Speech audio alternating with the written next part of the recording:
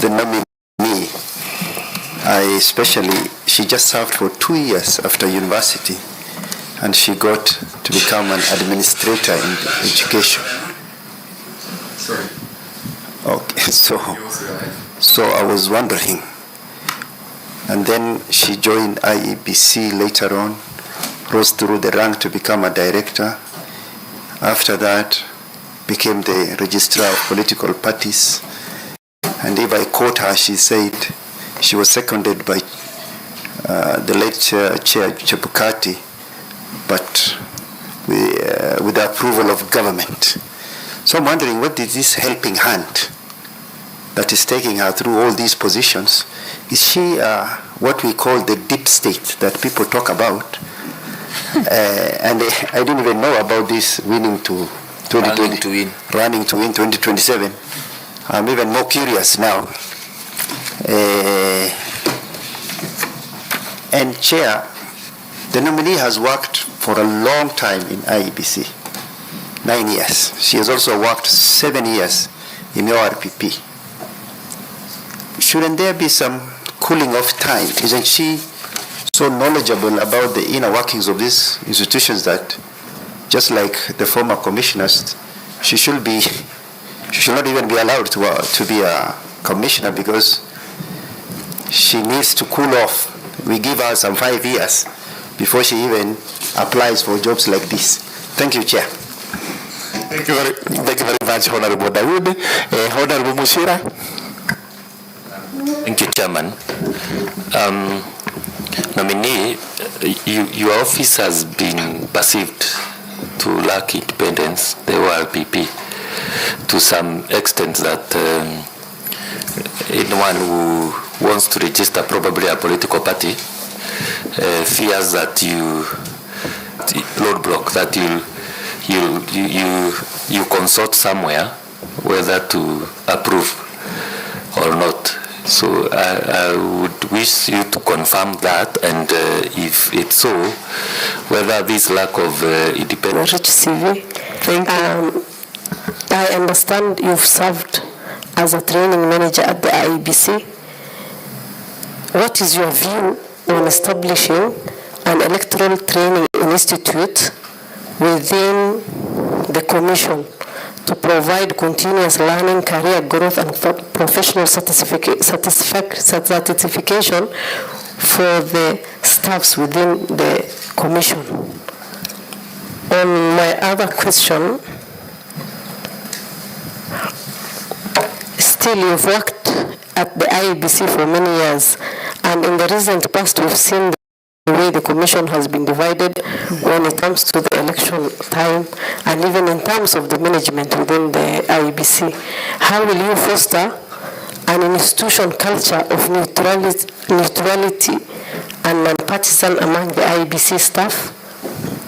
And what are some of the leadership principles you will bring to the Commission plenary to ensure effective teamwork among the commissioners and the staffs?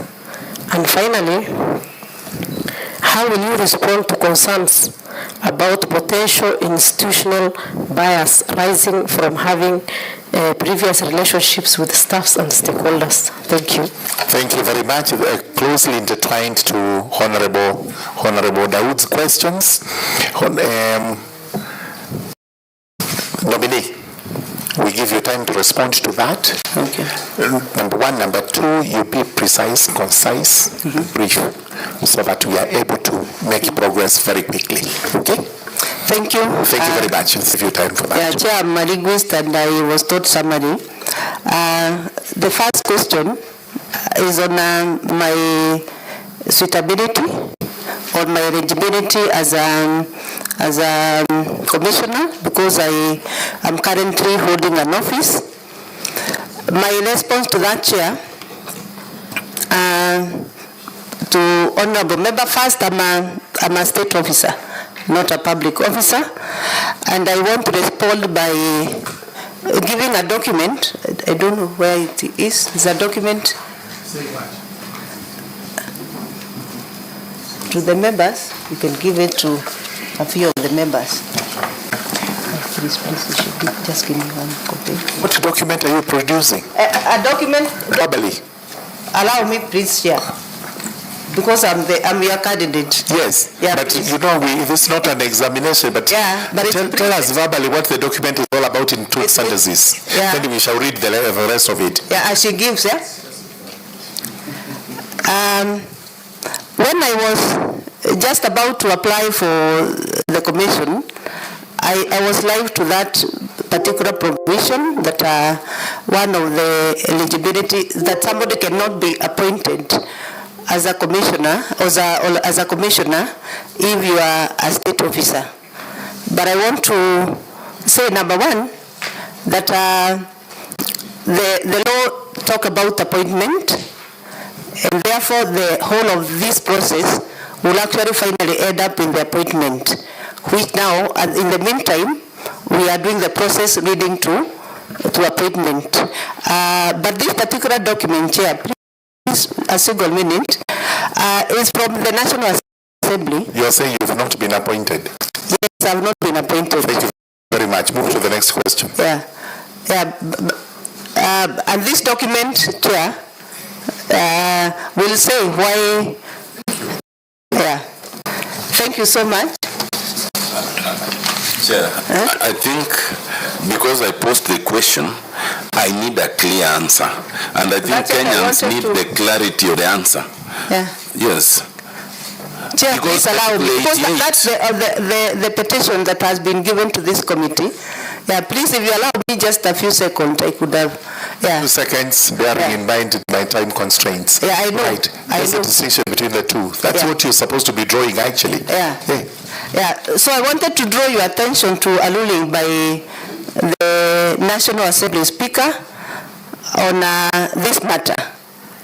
And it was ruled on 4th of December 2014, when one person who was a state officer was before a committee and it was supposed to be approved by Parliament.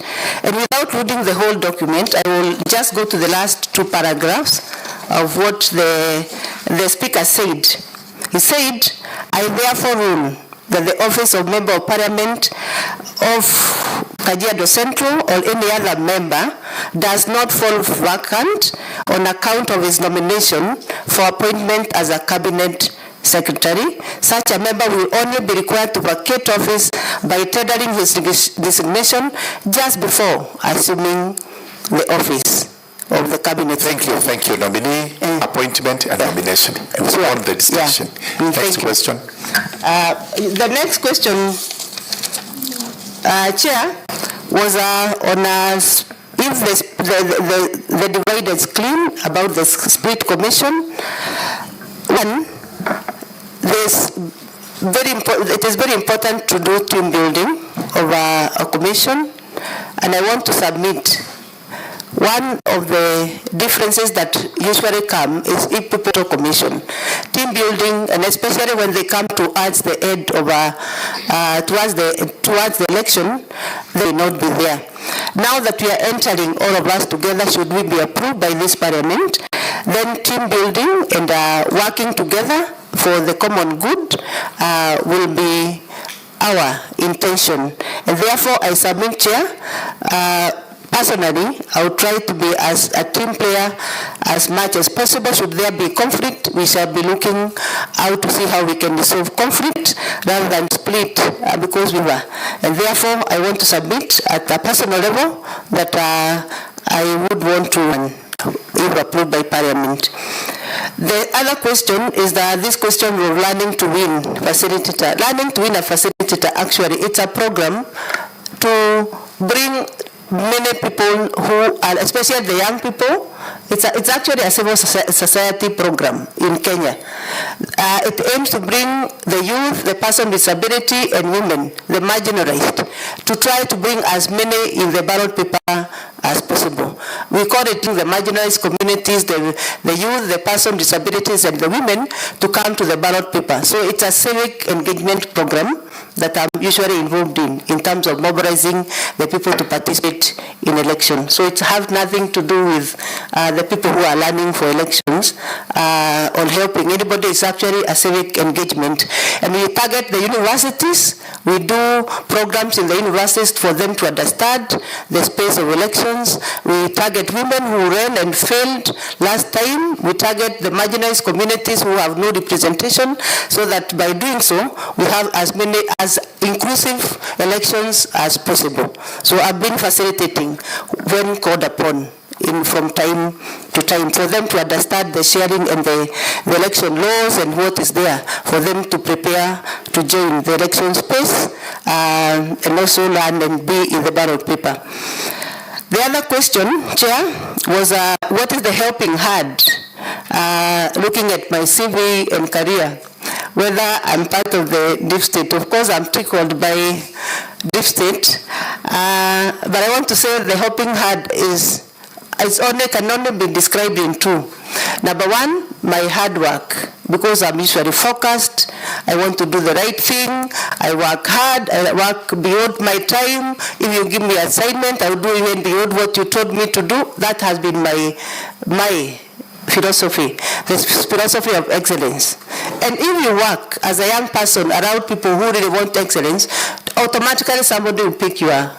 You pick you up and see this is a person who means well and he has the capacity and ability, and I have that particular feel self.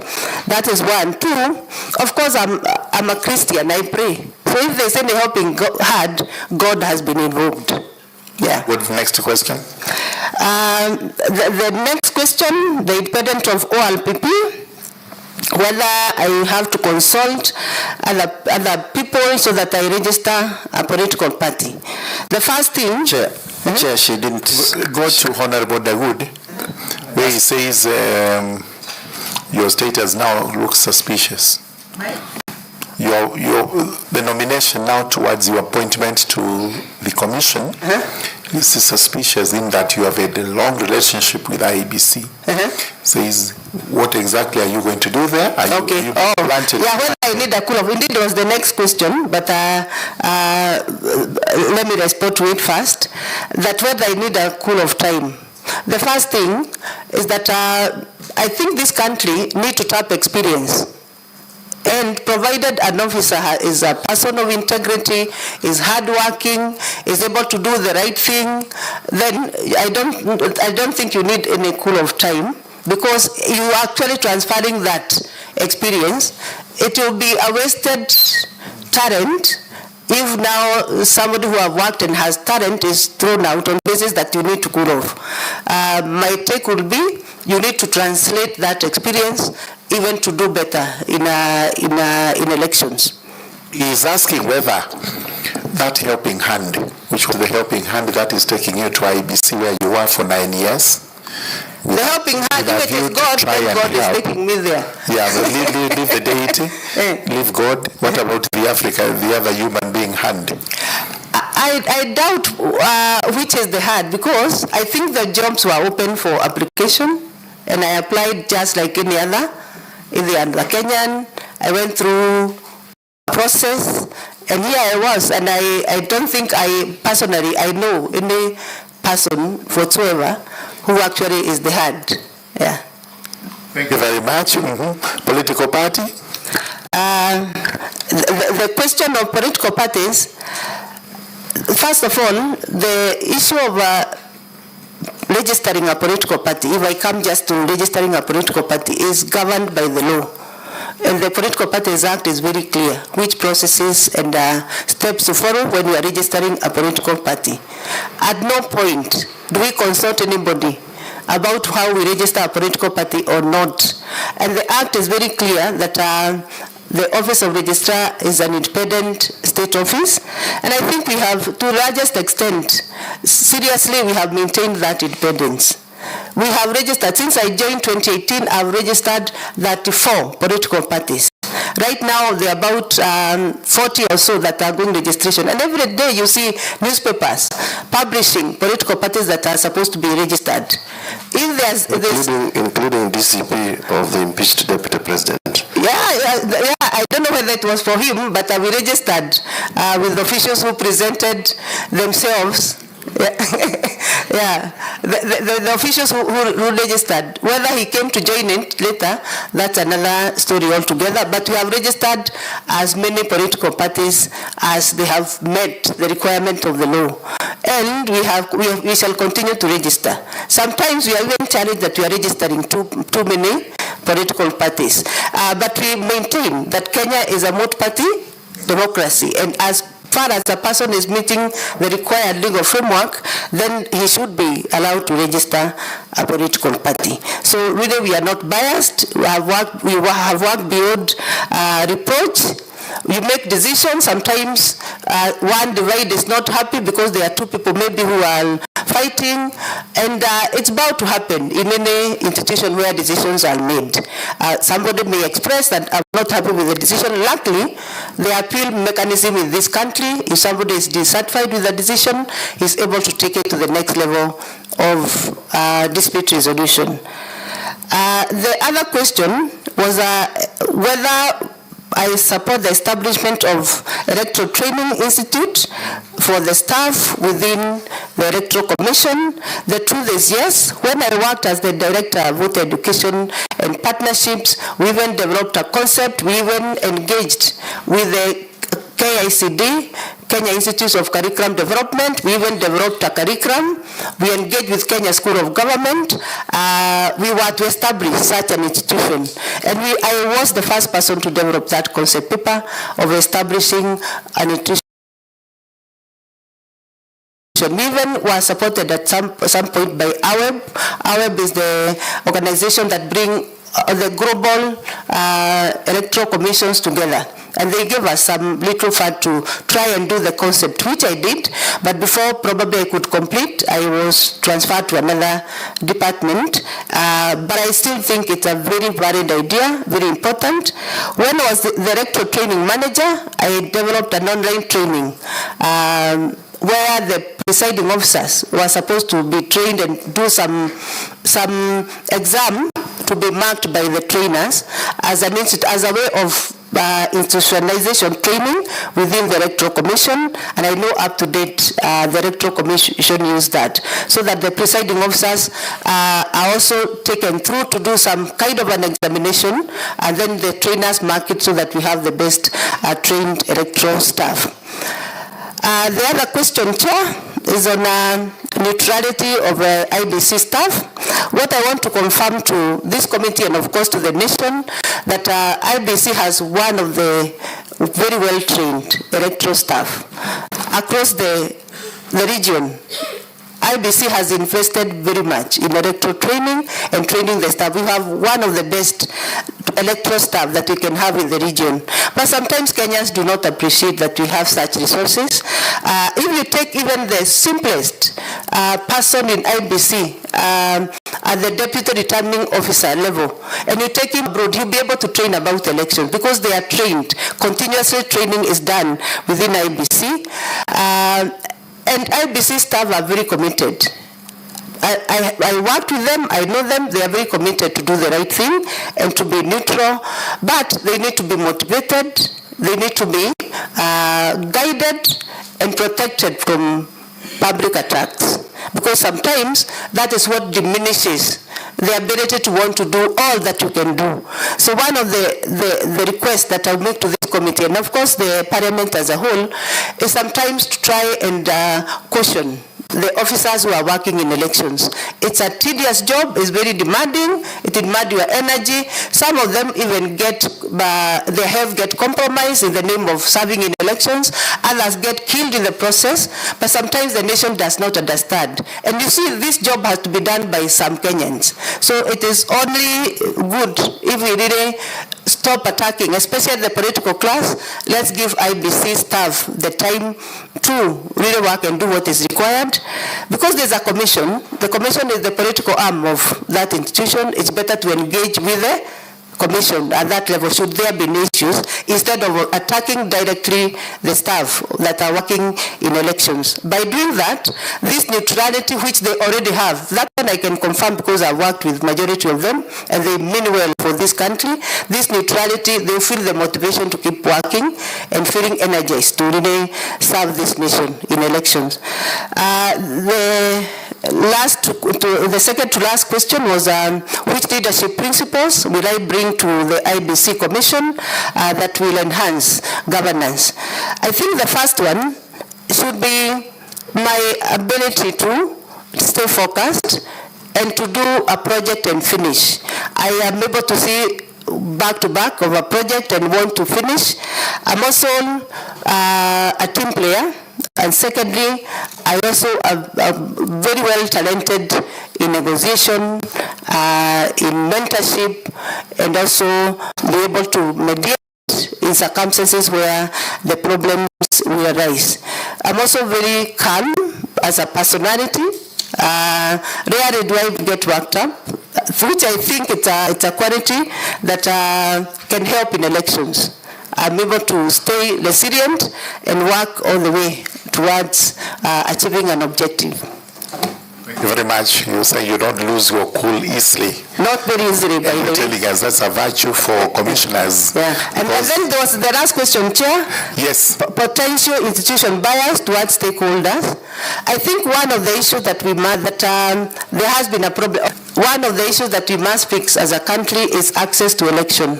And this specifically to engage all the stakeholders in elections. Sometimes, and I want to say because I was a member of staff in the commission, sometimes the commission tried to protect its staff too much out of the attack that there's no electoral access for everyone. So I think the part of it is actually to try and engage every stakeholders in time and give the right information without appearing to really be overprotective. And finally, it's very important that the stakeholder give honest opinion and the commission is able to respond to the issues raised without fear of contradiction. Yeah. Thank you very much. Now we are looking at your academic papers. Mm-hmm. And in some of them you are named as others are Anjeri Nderito. Yes. Is that the same person? Yeah, there's even an affidavit within the papers. So I just want to say that this is one and the same person. Anjeri Simon was my maiden name. Anjeri Nderito is my married name. Yeah. Thank you very much. Just answer these few questions. Yes or no? Honorable Farah, please. We are running out of time. Just hold on, Honorable Farah. If you can kindly, hold on. Please. All right? Please, Mogaka. Let's just do the routine questions and then we see what we are able to do. Okay, now, have you been convicted of any offense? No. Have you been named as having contravened Chapter 6 of the Constitution on ethics? No. Do you have any potential conflict of interest between what you are doing now and if you are confirmed as a nominee of IEBC, as a commissioner for IEBC? Do you see any potential conflict of interest, including now and in the future? Now, I don't have any, but should there be any conflict arising, I will declare interest as guided by Article 75 of the Constitution. Have you done any pro bono works in the Republic of Kenya worth mentioning? Yes, that is out to help human beings. Yes, I participate in charity work and through the church. I also do mentorship program for young people and young marriages. Yeah, through the church program. Yeah. Thank you very much.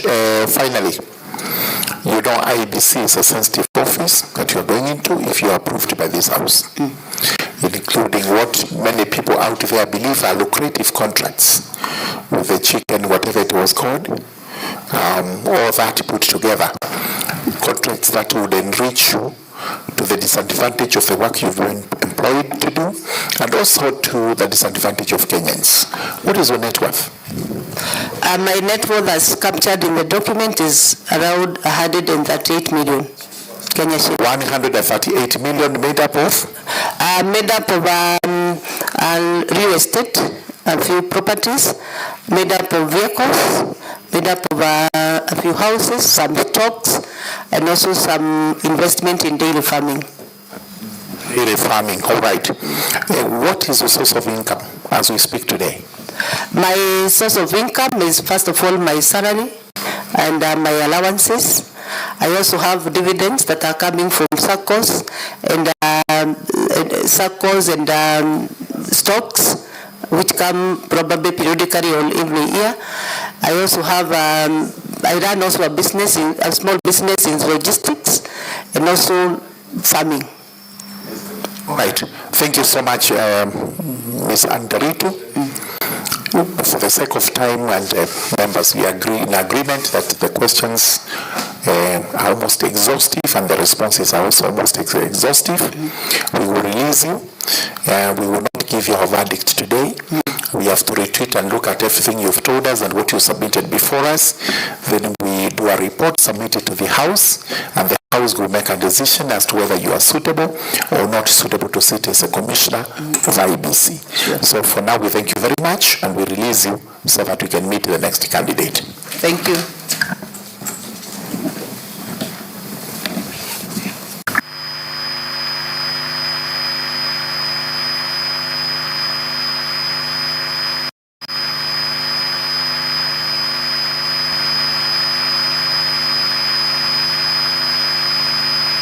Sorry.